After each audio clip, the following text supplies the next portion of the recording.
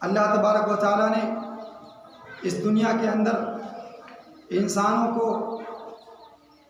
پیدا کرنے کے بعد انسانوں کے لیے ایک نظام متعین کیا، ایک قانون متعین کیا، اور یہ کہا کہ جو اس قانون اور جو اس نظام کی پیروی کرے گا اور اس نظام کی پابندی کرے گا، دنیا کی بھی بھلائیاں اسے حاصل ہوں گی اور آخرت کی بھی بھلائیاں اسے حاصل ہوں گی۔ حاضرین، ہم دیکھتے ہیں کہ جس شخص نے بھی اور جس قوم نے بھی، جس بستی والوں نے بھی رب ذوالجلال کے قانون کی پاسداری کی، خالق ارض و سماوات کے حکموں کی پابند بنی، رب ذوالجلال نے اس کے لیے آسمانوں کے دروازے کھول دیے، رب ذوالجلال نے اس کے لیے زمینیں ہموار کر دی، نہ زمینوں میں اس کو کوئی رسوا کر سکا، نہ آسمانوں میں اسے کوئی ذلیل کر سکا۔ رب ذوالجلال نے الغرض یہ ساری دنیا اس بندے کے لیے بنائی، اس قوم کے لیے بنائی۔ رب نے کہا هو الذی خلق لکم ما فی الارض جمیعا، تم لوگوں کے لیے بنائی، اور تم لوگوں میں سے اس انسان کے لیے خصوصی طور پر بنائی کہ جو رب ذوالجلال کا شکر گزار بن کر رب ذوالجلال کے قانون کی پاسداری کرتے ہوئے اپنی زندگی گزارتا ہے۔ مثالیں دنیا نے بہت دیکھی، نبیوں کا تذکرہ بہت ہم لوگوں نے پڑھا، اور جناب محمد رسول اللہ صلی اللہ علیہ وسلم کے اوپر ایمان لانے والوں کا بھی حال اور ان کی عظمت اور ان کی بلندی کو بھی ہم نے اپنی نگاہوں سے دیکھا کہ جس طریقے کہ کیسے وہ قوم و ذلیل تھی، وہ رسوا تھی، لیکن جیسے ہی ان لوگوں نے اللہ رب ذوالجلال کی اتاری ہوئی شریعت کی پاسداری کی، رب ذوالجلال نے ساری دنیا پر انہیں حکومت عطا کر دی، ساری دنیا کی باغ ڈور ان کے ہاتھوں میں تھما دی، ساری دنیا کی دولتوں کو، ساری دنیا کے خزانوں کو ان کے قدموں میں لا کر گرا دیا۔ فقط کون سی وجہ تھی، کون سا سبب تھا؟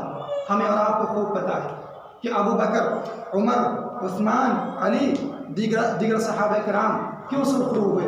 ساری دنیا نے ان کو آئیڈیل کیوں مانا؟ بس وجہ اور سبب یہی تھا کہ رب ذوالجلال کے حکموں کی پاسداری ان کی زندگی کے اندر آ گئی تھی۔ اور پاسداری کس طریقے سے؟ ایک مثال دیتے ہوئے چلتا ہوں،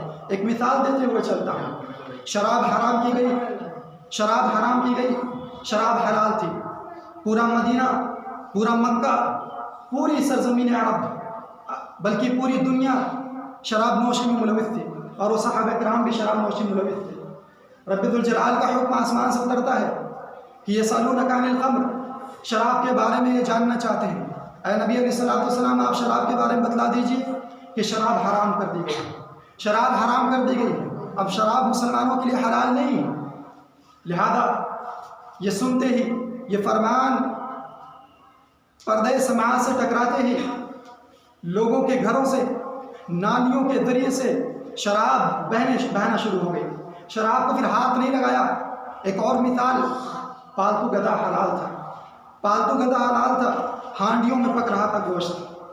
حکم اتر آتا ہے آسمان سے کہ یہ اب جو پالتو گدھا ہے یہ تمہارے لیے حرام کر دیا گیا ہے۔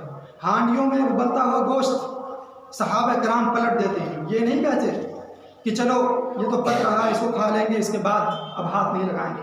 یہ نہیں کہتے چلو جو شراب کی بوتلیں گھروں میں پڑی ہیں اس کو پی لیتے ہیں، اس کے بعد ہاتھ نہیں لگائیں گے، بلکہ جیسے ہی حکم اترتا ہے آسمان سے فوراً سر تسلیم خم کر دیتے ہیں۔ آپ کو پتہ ہے سب پہلے مسلمانوں کا قبلہ بیت المقدس ہوا کرتا تھا۔ لوگ جب نماز پڑھتے تھے تو رخ کدھر کرتے تھے؟ بیت المقدس کی طرف کیا کرتے تھے، کعبے کی طرف نہیں۔ مدینے کے اندر نماز پڑھی جا رہی ہے۔ رب ذوالجلال سورہ بقرہ میں یہ آیت اتار دیتا ہے، اللہ تبارک و تعالیٰ اپنے نبی جناب محمد رسول اللہ صلی اللہ علیہ وسلم کو حکم دیتا ہے کہ اب قبلہ آپ کا بیت المقدس نہیں ہے، اب قبلہ آپ کا بیت المقدس نہیں ہے، بلکہ وہ آبائی وطن ہے، وہ آبائی گھر ہے جو کعبہ، خانہ کعبہ جو بیت اللہ ہے، اللہ کا گھر ہے۔ اب وہ قبلہ ہوگا مسلمانوں کا۔ لوگ نماز پڑھ رہے ہوتے ہیں، بحالت نماز ہوتے ہیں، درمیان نماز میں یہ حکم سنتے ہی وہ اپنا قبلہ چینج کر دیتے ہیں، وہ اپنا قبلہ تبدیل کر دیتے ہیں۔ یہ نہیں کہتے کہ سلام پھیر لیں گے، یہ نماز جو پڑھ رہے ہیں یہ پڑھ لیں گے، اس کے بعد قبلہ تبدیل کریں گے، یہ نہیں کہتے، بلکہ جیسے ہی قبلے کی تبدیلی کا حکم اور فرمان سنتے ہیں، مسجد کے اندر ہی قبلہ تبدیل کر دیتے ہیں۔ جو لوگ مدینہ گئے ہیں وہ مسجد قبلتین جانتے ہوں گے، دو قبلوں والی مسجد۔ اس کو دو قبلوں والی مسجد کیوں کہا گیا؟ کیونکہ وہی وہ مسجد تھی جس کے اندر صحابہ کرام نماز پڑھ رہے تھے اور فرمان سنتے ہی بحالت نماز ان لوگوں نے اپنا قبلہ تبدیل کر دیا۔ یہ مثال اور رب ذوالجلال کے حکموں کی پاسداری اس طریقے سے تھی ان کی زندگی کے اندر۔ جب اس طریقے سے پاسداری آ گئی رب ذوالجلال کے حکموں کے، تو رب ذوالجلال نے کیا کیا؟ ان کو آسمانوں تک بلند کر دیا، پھر ان تک کیچڑ اچھالنے والے کا کیچڑ اور ان پر بھونکنے والے کسی بھی قسم کے انسان کی آواز تک بھی نہیں پہنچتی کہ وہ ان کا جو عزت کا لباس ہے اس پر کسی قسم کا داغ آ جائے، دھبا آ جائے۔ رب ذوالجلال نے اس تک کسی کو پہنچنے کا حق بھی نہیں دیا اور سب کی زبانوں کو اور سب کے اختیارات کو رب ذوالجلال نے روک لیا۔ یہ ہم دیکھتے ہیں۔ اس کے بعد ایک دور گزرتا ہے، تقریباً 400 سالہ دور، 300 سالہ دور، یہی عروج، یہی عظمت، یہی بلندی مسلمانوں کے حصے میں رہتی ہے۔ لیکن جیسے ہی 300 سالہ دور گزرتا ہے نبی علیہ السلام کے بعد مسلمانوں کی تنزلی شروع ہو جاتی ہے، مسلمانوں کا انحطاط گرنا شروع ہو جاتا ہے، حکومتیں نیست و نابود ہونا شروع ہو جاتی ہیں، آپس میں لوگ کٹنے مرنے لگ جاتے ہیں، وہ شان و شوکت جو رب ذوالجلال نے انہیں عطا کی تھی وہ ان سے چھیننے لگ جاتی ہے۔ وجہ کیا بنتی ہے؟ رب ذوالجلال نے بہت ہی اچھے انداز میں مسلمانوں کو اور انسانوں کو بتایا، اور میں آپ کو اس ساتھ میں یہ بتاتا چلوں کہ جو زلزلے آ رہے ہیں، یہ جو کثرت زلازل ہیں، سن 2000 کے بعد جو زلزلوں کا سلسلہ شروع ہوا ہے اب تک، اور جتنی تباہیاں آئی ہیں، ابھی ترکیہ کا اور سیریا کا جو زلزلہ ہماری نگاہوں کے سامنے گزرا، اور صرف اتنے ہلکے سے زلزلے میں کم و بیش 4000 عمارتیں گر جاتی ہیں، لاکھوں لوگ جاں بحق ہو جاتے ہیں، نہ جانے کتنے لوگ لاپتہ ہو جاتے ہیں۔ یہ معاملات، ایسا خوفناک منظر ہماری نگاہوں کے سامنے آج کیوں آ رہا ہے؟ اور یہ لاتا کون ہے؟ زمینوں کو ہلاتا کون ہے؟ یہ بڑی بڑی عمارتوں کو زمین بوس کرتا کون ہے؟ کیا یہ اپنے سے ہے؟ کیا بارش اپنے سے برس جاتی ہے؟ زمین اپنے سے ہل جاتی ہے؟ ہوائیں اپنے سے چل جاتی ہیں؟ کون ہے اس کو جو حکم دیتا ہے تو زمین حرکت میں آ جاتی ہے؟ کون ہے جو حکم دیتا ہے آسمانوں سے بارشیں برسنے لگ جاتی ہیں؟ کون ہے وہ حکم جو حکم دیتا ہے کہ ہوائیں چلنے لگ جاتی ہیں، تیز و تند ہوائیں چلنے لگ جاتی ہیں؟ رب ذوالجلال کہتا ہے میں ہوں اللہ جس نے تمہیں سانسیں دی، آنکھیں دی، بصارت دی، بصیرت دی، دلوں کو دھڑکنا سکھایا، پاؤں میں قدرت دی چلنے کی، ہاتھوں میں طاقت دی پکڑنے کی، ذہن میں طاقت دی سوچنے سمجھنے کی، آنکھوں میں طاقت دی دیکھنے کی۔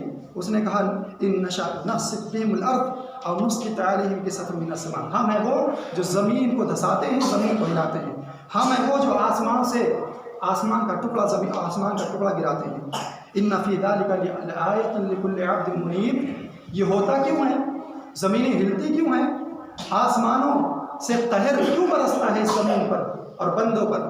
اللہ تعالیٰ کہتا ہے یہ اس لیے کہ ان فی ذلک لآیۃ لکل عبد منیب، تاکہ جو ڈرتے نہیں ہیں اللہ سے، اپنے مالک سے جو خوف نہیں کھاتے ہیں، جو اپنے مالک سے تعلق نہیں جوڑتے ہیں اور گناہوں میں پڑے رہتے ہیں، معصیت میں پڑے رہتے ہیں، بغاوت میں پڑے رہتے ہیں، ان کے لیے اس کے اندر نشانیاں ہو جائے۔ وہ ایسے نہیں ڈرتے تو ایسے ڈر جائے، وہ ایسے نہیں ڈرتے تو ایسے ڈر جائے۔ اللہ تعالیٰ نے کہا وَمَا نُرْسِلُ بِالْآيَاتِ إِلَّا تَخْوِيفًا، سورج کو گرہن لگتا ہے، چاند کو گرہن لگتا ہے، زمین دھس جاتی ہے، ستارے ٹوٹ کر گرنے لگ جاتے ہیں، تو یہ اللہ تبارک و تعالیٰ کی نشانیاں ہیں جو انسانوں کو دکھلاتا ہے تاکہ وہ ڈر جائیں، گناہوں کی طرف بڑھتے ہوئے قدموں کو روک لیں، گناہوں کی طرف بڑھتی ہوئی نگاہوں کو روک لیں، گناہوں کی طرف بڑھتے ہوئے قوم کو، بڑھتی ہوئی نسلوں کو روک لیں۔ اس لیے اللہ تبارک و تعالیٰ سورج، چاند، ستارے، آسمان اور زمین میں اپنی اپنی نشانیاں دکھاتا ہے۔ تو کیا یہ سی ہے جو ہوئی چیزیں یہ اللہ تبارک و تعالیٰ کی جانب سے اور بندوں کے لیے یہ نشانی ہے جن پر ابھی زلزلہ نہیں آیا، جن کے گھر ابھی ان پر گرے نہیں ہیں، یہ ان کے لیے ڈر جانے کی چیز ہے، عبرت حاصل کر لینے کی چیز ہے۔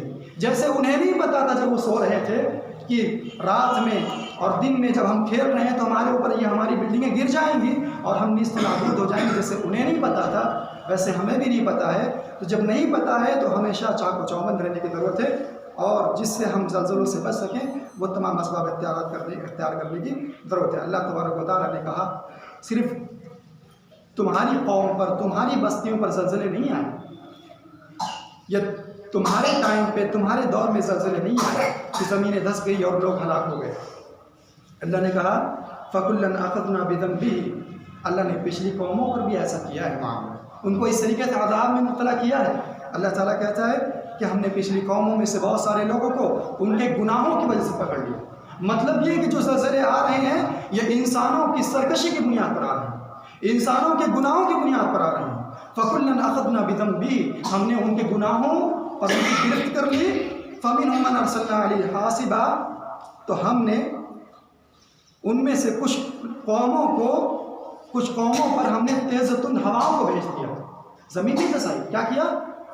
اتنی تیز تند ہوائیں اور طوفان بھیج دیا کہ ان طوفانوں نے ان کا گلا گھوٹ دیا، اس تیز تند ہواؤں نے ان کا گلا گھوٹ دیا۔ یہ قوم کون تھی؟ قوم عاد تھی۔ قوم عاد کے بارے میں سورہ فجر 23ویں پارے میں رب ذوالجلال نے کہا یہ قوم عاد وہ قوم ہے آدم علیہ السلام سے لے کر قیامت تک ایسی قوم رب ذوالجلال نے پیدا ہی نہیں کیا۔ ایسی قوم، ایسا جسم رکھنے والی، ایسی طاقت رکھنے والی، ایسی قدرت رکھنے والی قوم عاد کی طرح کوئی قوم پیدا نہیں ہوئی۔ ایسی قوم تھی یہ پہاڑوں کو تراش کر گھر بنا لیا کرتی تھی، اور کھجور جتنا پیڑ ہمارا بڑا ہوتا ہے، کھجور کا جو تنا ہوتا ہے اتنے لمبے لمبے ہوا کرتے تھے وہ قوم عاد، لیکن اپنی اس طاقت پر انہیں گھمنڈ تھا، رب ذوالجلال کی بغاوت کر بیٹھے۔ رب ذوالجلال نے کیا کیا؟ تیز و تند ہواؤں کو بھیج دیا، کہا کہ تمہیں اپنی طاقتوں پر ناز ہے، پہاڑوں کو تراش کر محل بناتے ہو اس پر ناز ہے تمہیں، اور میری ذات کو بھول بیٹھے ہو۔ لو میں اپنی مخلوق میں سے ایک مخلوق تم پر بھیجتا ہوں، وہ تیز و تند ہوائیں تمہاری طاقت کو چکناچور کر دیں گے، اور تم بے بس ہو کر وہیں پر کھجور کے تنے کی طرح، جس طریقے سے وہ جب کاٹ دیا جاتا ہے اور پیڑ پر پڑ جاتا ہے لمبے، ویسے تمہیں ڈال دیا جائے گا زمین پر۔ اس تیز و تند ہوائیں وہ تمہیں ڈال دیں گے۔ ڈال دیا قوم عاد، جس کی مثال نہیں تھی وہ اب بے مثال ہو گئے عذاب میں گرفتار ہو کر۔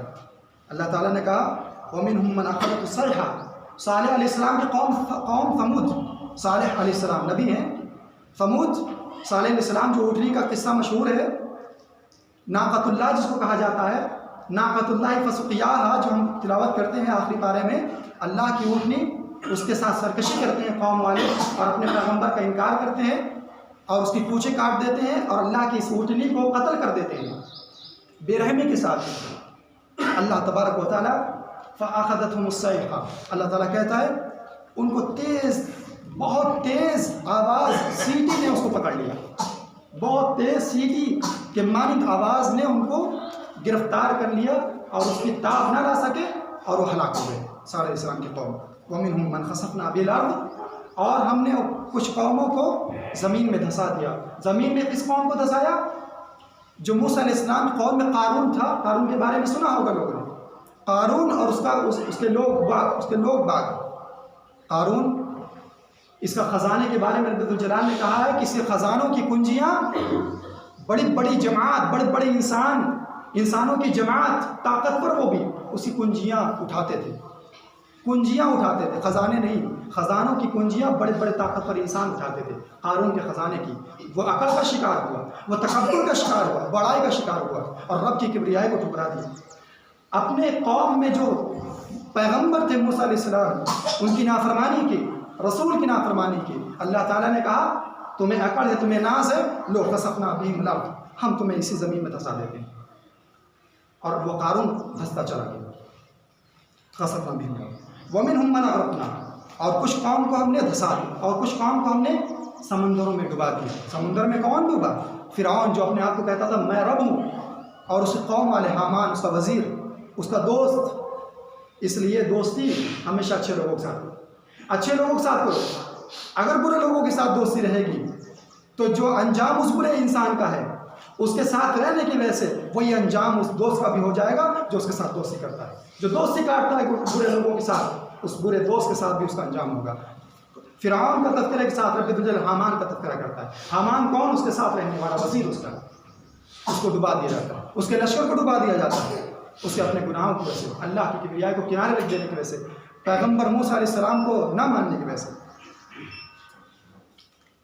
اللہ تبارک و تعالیٰ کہتا ہے یہ جو ہوا سب کچھ، عاد کو کٹے ہوئے پیڑ کی طرح زمین پر لٹا دینے کا معاملہ، صالح علیہ السلام کی قوم کا تیز آواز کے ذریعے ہلاک کر دینے کا عذاب، اور قارون کو زمین میں دھسا دینے کا عذاب، فرعون اور حامان کو سمندر کے پانی میں ڈبو دینے کا عذاب، یہ سب اللہ نے ان پر ظلم کرتے ہوئے نہیں کیا ایسا، وَلَٰكِنْ كَانُوا أَنفُسَهُمْ يَظْلِمُونَ، یہ خود ظالم تھے اور ان کے اپنے ظلم کی وجہ سے یہ ان چیزوں میں گرفتار ہوئے، میں نے ان پر ظلم نہیں کیا ہے۔ اور یہی چیز آج اگر مسلمانوں کی قوم میں ایسا ہو رہا ہے، امت محمدیہ میں یہ چیز ہو رہی ہے کہ زمین کسی پر دھسا دی جا رہی ہے، ان کا گھر ان کے لیے قبرستان بنا دیا جا رہا ہے رب الجلال کی جانب سے، خواتین کی عزتیں تار تار ہو جا رہی ہیں، تو یہ رب الجلال نے ان پر ظلم نہیں کیا ہے، بلکہ یہ ان کا اپنا کردار تھا، یہ ان کا اپنا کیریکٹر تھا، یہ ان کا اپنا نفس کا ہاتھ تھا اس میں، جس کی وجہ سے وہ اس میں گرفتار ہوئے۔ اللہ، اور یہ ہوتا کیوں ہے؟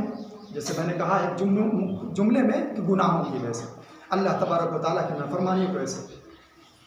قیامت کے قریب اللہ کے رسول علیہ السلام نے کہا کہ خانہ کعبہ کو ڈھانے کے لیے انسانوں کا ایک لشکر نکلے گا، انسانوں کا ایک لشکر نکلے گا، اور روز لشکر جائے گا پورے ہتھیار کے ساتھ، پوری تیاری کے ساتھ خانہ کعبہ کو ڈھانے گا۔ جب ایک مقام بیدہ کا مقام ہے، اس جگہ پر جب پہنچے گا تو اللہ تبارک و تعالیٰ کی جانب سے اس زمین کو حکم ہوگا کہ یخسف بأولہم وآخرہم، اس زمین پر وہ پورا کا پورا جتھا، پورا کا پورا لشکر اس زمین میں دھسا دیا جائے گا۔ اس میں زمین میں دھسایا کیوں جا رہا ہے انہیں؟ خانہ کعبہ، اللہ کے گھر کو جو ڈھانے کے لیے جا رہے ہیں، وہ گویا کہ اللہ کی بغاوت کر رہے ہیں، اللہ کے حکموں کو برداشت نہیں کر پا رہا ہے انسان، اللہ کے گھروں کو برداشت نہیں کر پا رہا ہے انسان، اللہ کے قانون کو برداشت نہیں کر پا رہا ہے انسان، تو وہ بغاوت کرتا ہے اور جاتا ہے، کہتا ہے کہ کام ہی تمام کر دیں گے، اس میں جڑ سے ہی ختم کر دیں گے، اللہ کے اس قانون کو اور اللہ کے اس گھر کو جڑ سے ہی ختم کر دیں گے۔ اللہ تبارک و تعالیٰ اس کو دھسا دیتا ہے۔ پتہ یہ چلا کہ اگر امت محمدیہ میں بھی اور تمام عالم انسانی میں اگر کسی کی زندگی میں اور کسی کی بستی میں اللہ تبارک و تعالیٰ کے ساتھ دشمنی کا معاملہ ہوگا، اللہ تبارک و تعالیٰ کے دین کے ساتھ دشمنی کا معاملہ ہوگا، اللہ تبارک و تعالیٰ کے گھروں کے ساتھ دشمنی کا معاملہ ہوگا، تو ان کو دھسنا ہی دھسنا ہے۔ یخسف بأولہم وآخرہم، اگر وہ نہیں دھسائے جا رہے ہیں، کوئی کہے کہ نہیں ہمارے وہاں تو نہیں ہو رہا نا، ان کو بھی نہیں پتہ تھا، وہ جو ہلاک ہوئے ابھی ترکیہ اور سیریا کے اندر، ان کو بھی نہیں پتہ تھا کہ ہم ہلاک کر دیے جائیں گے اس طریقے سے ہماری گرفتاری ہو جائے گی، پکڑ ہو جائے گی رب الجلال سے۔ جیسے ان کو نہیں پتا تھا ویسے ہمیں بھی نہیں پتا ہے، اور جب آ جائے گا تو بولنے کی طاقت نہیں رہے گی۔ ایک نشہ ہوگا زلزلے کا، ایک نشہ ہوگا زلزلے کا، جس کی وجہ سے انسان مدہوش ہو جائے گا اس وقت کے لیے، اور پھر اس کی زبان سے سوائے بچاؤ کے آپ کوئی لفظ نہ نکلے گا۔ لہذا اپنے آپ کو اگر ہم اللہ تبارک و تعالیٰ کے آداب میں گرفتار ہونے سے بچانا چاہتے ہیں تو اللہ تبارک و تعالیٰ کے دین کے بغاوت ہمارے دلوں کے اندر نہیں ہونی چاہیے، اللہ تبارک و تعالیٰ کے دین کے ساتھ دشمنی نہیں ہونی چاہیے۔ اللہ کے رسول علیہ السلام نے بیان فرمایا کہ اس امت میں قیامت کے قریب میں قذف ہوگا، خسف ہوگا، مسخ ہوگا، میری امت کے بہت سارے لوگوں کا چہرہ تبدیل کر دیا جائے گا، بندر اور سور بنا دیے جائیں گے ان کے چہرے، اور زمین دھسا دی جائے گی، آسمانوں سے پتھروں کی بارش ہوگی۔ یہ تین چیزیں ہوں گی میری امت میں۔ کیوں ہوگی؟ سوال کیا گیا، صحابہ کرام نے سوال کیا۔ نبی علیہ السلام نے کہا کہ چہرے کب تبدیل کیے جائیں گے، بندر اور سور کب بنا دیے جائیں گے، زمین کب دھسائی جائے گی؟ اذا ظهرت القینات المعازف وشربت الخمور، جب ناچنے والیاں، گانے والیاں اور گانے کی چیزوں کے آلات جب ظاہر ہو جائیں گے، بالکل عام ہو جائیں گے، وشربت الخمور، اور شراب بالکل دھڑلنے سے جب پی جانے لگے جائے گی، تو اس وقت یہ ساری چیزیں ہوں گی۔ اور آج ملک کا ملک، بستی کی بستی، قوم کا قوم، سب اس چیز میں گرفتار ہے، سب اس چیز میں گرفتار ہے۔ اب تو شرابی کو شراب سے روکنے میں بھی ڈر لگتا ہے، شرابی کو شراب سے روکنے میں بھی لوگوں کو ڈر لگتا ہے، جوالی کو جوا سے باز رکھنے سے بھی لوگوں کو اب ڈر لگتا ہے، زنا کار عورت کو زنا سے روکنے بھی لوگوں کو حیا آتی ہے اور ڈرتے ہیں کہ ابھی اس کو زنا سے روکنے جائیں گے، یہ دھمکی دے رہیں گے زیادہ بنو گے تو ابھی رپورٹ لکھوا دیں گے اور سارا گھر تمہارا چلا جائے گا۔ اب شریفوں کو دھمکیاں ملتی ہیں، اب شریف خوف اور ہراس کے سائے میں رہتا ہے۔ تو آپ بتائیے، جب انسانوں سے ایک شریف انسان جب ناامید ہو جائے گا تو رب ذوالجلال کے ہی فیصلے تو صادر ہوں گے زمین پر۔ لہذا اگر ہم اپنے نسلوں کو، اپنے گھر کو، اپنی بستی کو اللہ کے عذاب سے، زلزلوں سے، اور اپنے چہرے بندر بنائے جائیں، سور بنائے جائیں، اس سے بچائے رکھنا چاہتے ہیں تو پھر ضروری یہ ہے کہ اللہ تبارک و تعالیٰ کے اتارے ہوئے دین کی پاسداری ہونی چاہیے۔ اللہ کے رسول علیہ الصلوۃ والسلام نے ایک چیز اور بتائی کہ ما ظہر فی قوم الزنا او الربا الا احلوا بانفسهم عذاب اللہ۔ جس قوم میں زنا اور سود ظاہر ہو جاتا ہے، بستی ہے اس میں زنا عام ہو گیا، اس کے لڑکے بھی، اس کی لڑکیاں بھی زنا کر رہے ہیں، اور اس کے بڑے، اس کے چھوٹے، سب سود میں ملوث ہیں، سب سود میں ملوث ہیں، تو اللہ تعالیٰ کہتا ہے اپنے پیغمبر جناب محمد رسول اللہ صلی اللہ علیہ وسلم کے ذریعے کہ اللہ تبارک و تعالیٰ کا عذاب اس بستی والوں نے حلال کر لیا اپنے اوپر۔ اس بستی والوں نے اللہ کا عذاب حلال کر لیا جس بستی میں یہ دو چیز عام ہو جائے گی۔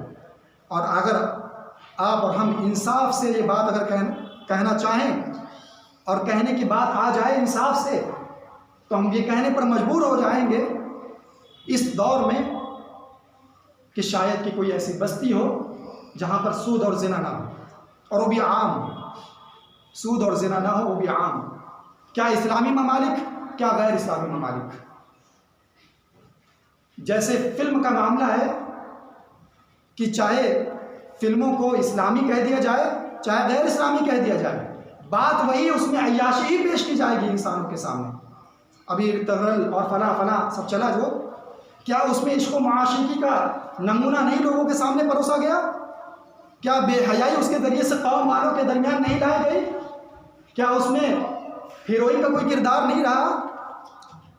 لیکن بزرگ سے بزرگ لوگوں نے بھی تغرل کو اسلام کے نام پر دیکھا اور اپنا وقت ضائع کیا۔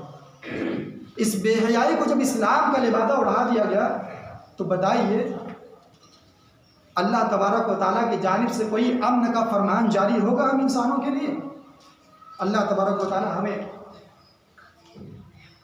اپنے عذاب سے محفوظ رکھے، اور جو چیزیں الہ العالمین جو گناہ تیرے عذاب کو دعوت دیتی ہوں، جو معصیتیں، جو سرکشیاں الہ العالمین تیرے عذاب کو دعوت دیتی ہوں، تیرے عذاب کو ہم پر حلال کرتی ہوں الہ العالمین، ان تمام گناہوں سے اپنے آپ کو، اپنی بستی والوں کو، اپنے پڑوس کو، اپنے رشتہ داروں کو الہ العالمین محفوظ رکھنے کی توفیق عطا فرما۔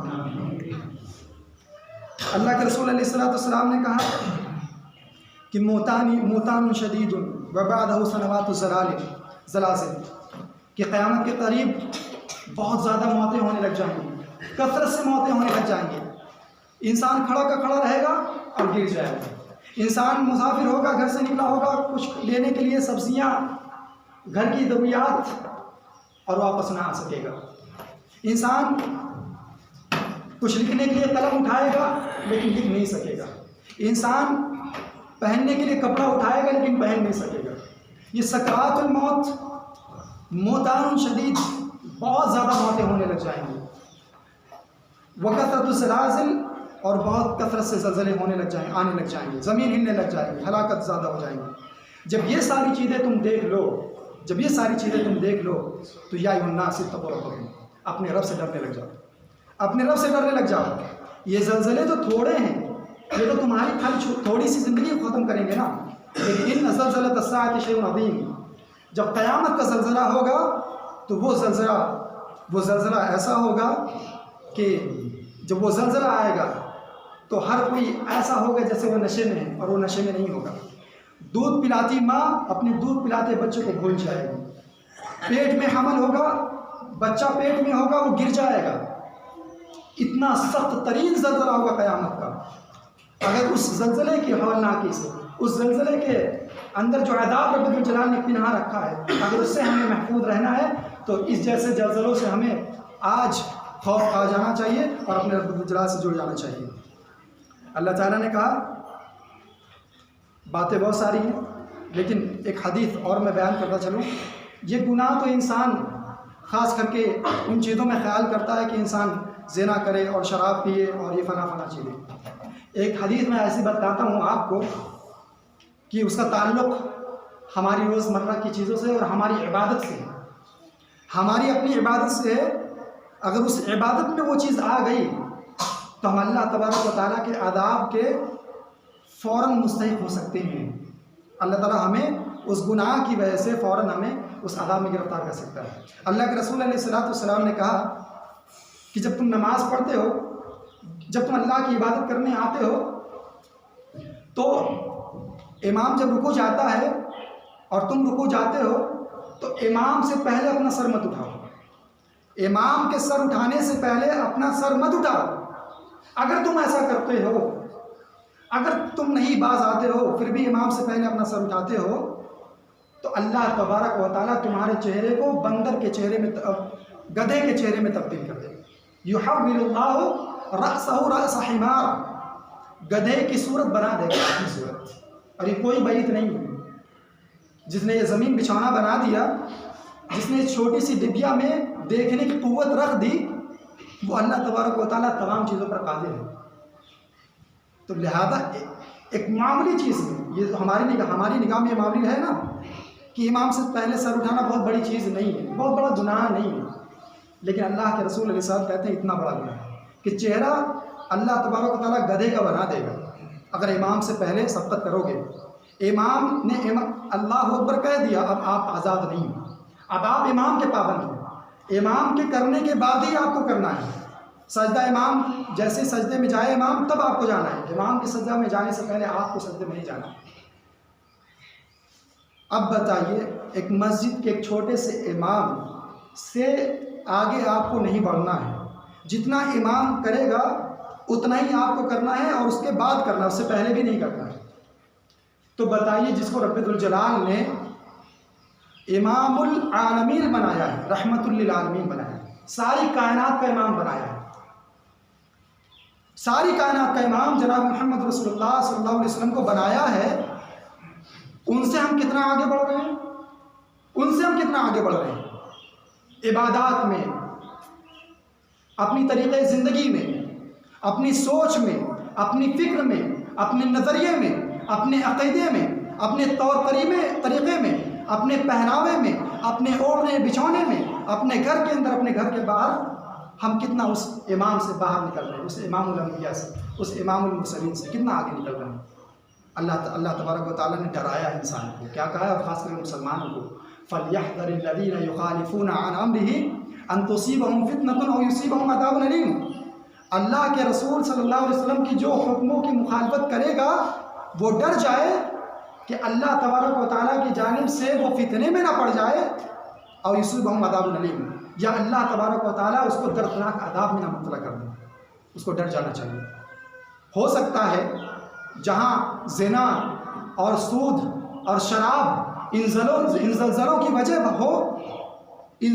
وجہ ہو، پوری کی پوری بلڈنگوں کا گر جانا وجہ ہو، اس سے بڑی وجہ ہو سکتا ہے یہ ہو کہ آج مسلمانوں نے اپنے نبی جناب محمد رسول اللہ صلی اللہ علیہ وسلم کو حقیقی معنوں میں امام نہیں مانا ہے.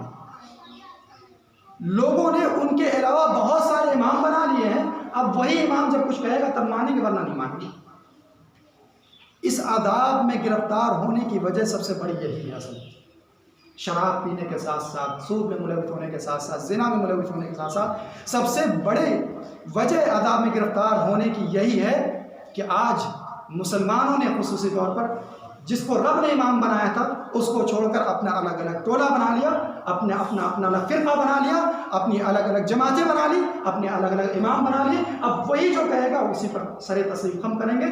رسول کے عزت کی، رسول کی عظمت کی، رسول کی اتباع کی ان کو کوئی ضرورت نہیں ہے. حالانکہ رب الجلال نے تو یہ کہا تھا کہ قل ان کنتم تحبون اللہ فاتبعونی یحببکم اللہ.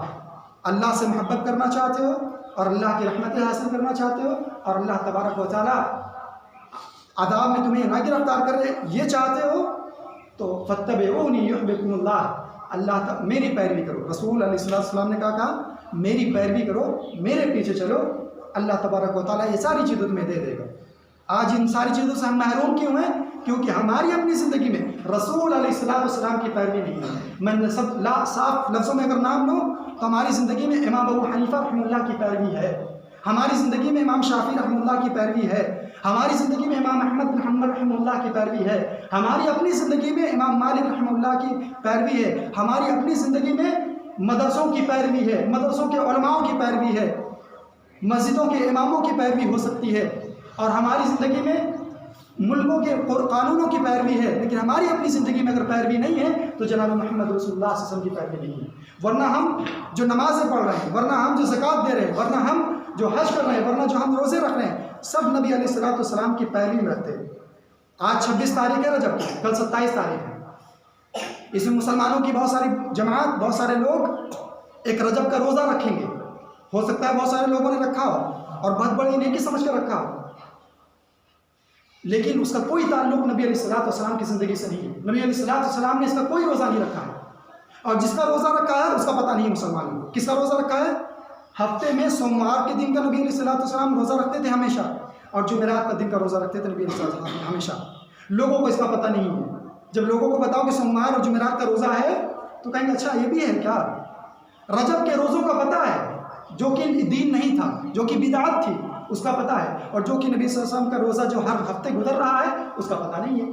اور عربی کی 13 اور 14 15 تاریخ جو ہر مہینے میں 3 دن کا روزہ نبی علیہ السلام سے ثابت ہے، اس کو نبی صلی اللہ علیہ وسلم رکھا کرتے تھے، اس کی وصیت کیا کرتے تھے. لوگوں کو اس کا پتہ نہیں ہے، لیکن بدعات والے جو روزے ہیں جس کا دین سے کوئی تعلق نہیں تھا اس کا روزے کا پتہ ہے. رجب کے اس روزے کا پتہ ہے اور شبرات کے روزے کا پتہ ہے. یہ 2 روزوں کا پتہ ہے مسلمانوں کو. اس کے علاوہ نفلی روزے کیا کیا ہیں نبی علیہ السلام سے وہ نہیں پتہ ہے.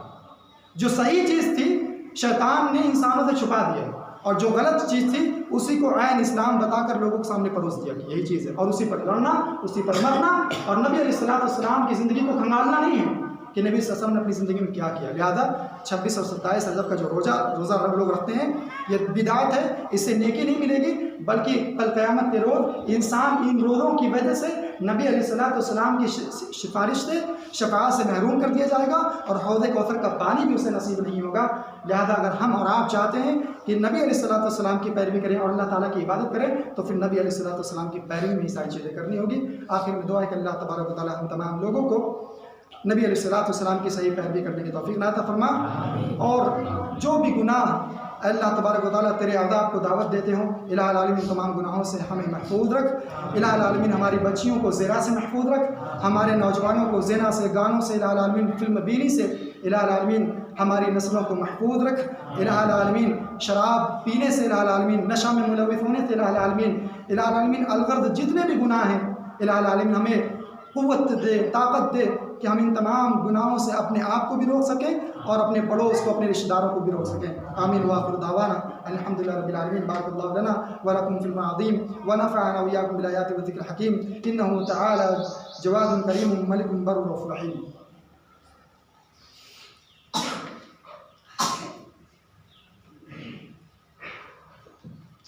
ان الحمد للہ نحمده ونستعینه ونستغفره ونعوذ باللہ من شرور انفسنا ومن سیئات اعمالنا من يهده الله فلا مضل له ومن يضلل فلا هادي له واشهد ان لا اله الا الله وحده لا شريك له واشهد ان محمدا عبده ورسوله.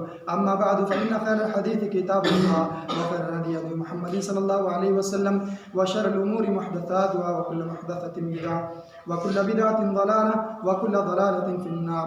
أعوذ بالله من الشيطان الرجيم. بسم الله الرحمن الرحيم. إن الله وملائكته يصلون على النبي يا أيها الذين آمنوا صلوا عليه وسلموا تسليما. اللهم صل على محمد وعلى آل محمد كما صليت على إبراهيم وعلى آل إبراهيم إنك حميد مجيد. اللهم بارك على محمد وعلى آل محمد كما باركت على إبراهيم وعلى آل إبراهيم إنك حميد مجيد. عباد الله رحمكم الله إن الله يأمركم بالعدل والإحسان وإيتاء ذي القربى وينهى عن الفحشاء والمنكر والبغي يعظكم لعلكم تذكرون اذكروا الله يذكركم وادعوه يستجب لكم ولذكر الله تعالى أكبر والله يعلم ما تصنعون. الله أكبر الله أكبر.